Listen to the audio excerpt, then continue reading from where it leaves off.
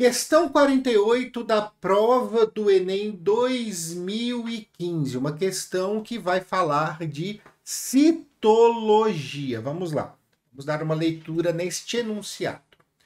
Muitos estudos de síntese e endereçamento de proteínas utilizam aminoácidos marcados radioativamente para acompanhar as proteínas, desde fases iniciais de sua produção até o seu destino final. Esses ensaios foram muito empregados para o estudo e caracterização de células secretoras.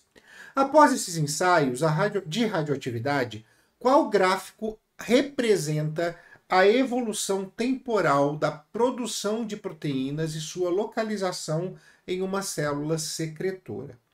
Eu tenho aqui a seguinte legenda, tá? Então, a coluna branca é o retículo endoplasmático, a coluna cinza é o complexo golgiense e a coluna preta são as vesículas de secreção.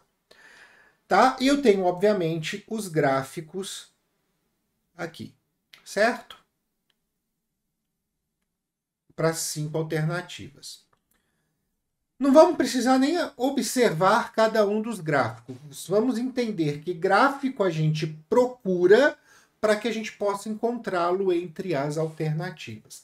A gente está falando de uma célula secretora, certo? Automaticamente eu tenho aí a marcação dos aminoácidos, os aminoácidos ficam no citoplasma, mas vamos pensar em como funciona todo esse processo de secreção. Bem, eu vou ter primeiro o processo de transcrição no núcleo, onde a RNA polimerase vai ler um pedaço da fita de DNA e vai gerar o RNA mensageiro. O RNA mensageiro vai ser encaminhado para o citoplasma, e como eu estou falando de proteínas que eu vou secretar, quem vai se responsabilizar por essa síntese proteica, pelo processo de tradução, são os ribossomos aderidos no retículo endoplasmático granular ou rugoso, ou se você preferir, ergastoplasma. Então, a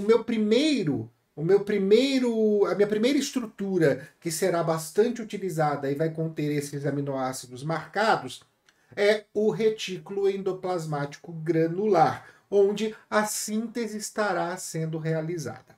Bem, uma vez que essas proteínas são formadas, elas são encaminhadas então para o complexo golgiense, onde elas serão empacotadas, elas serão embaladas. Lembra? É o nosso processo de logística da fábrica, né? O retículo endoplasmático faz parte do setor de produção, o setor que faz parte do complexo golgiense é do empacotamento e logística. E, obviamente, depois que elas são empacotadas, a gente vai ter a formação de vesículas de secreção, que no momento correto, pela exocitose, vão liberar essas proteínas no meio.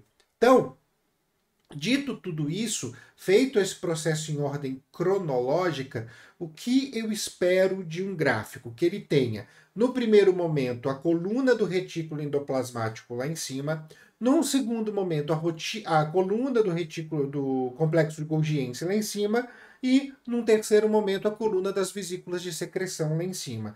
Então eu preciso ter uma coluna branca primeiro lá em cima, depois uma coluna cinza lá em cima e depois uma coluna preta. Observando aqui as nossas alternativas, vamos lá.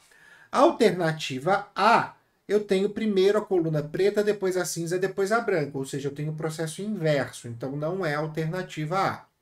Na alternativa B, eu tenho a cinza, depois a branca, depois a branca. Não é, eu preciso de branca, cinza e preta.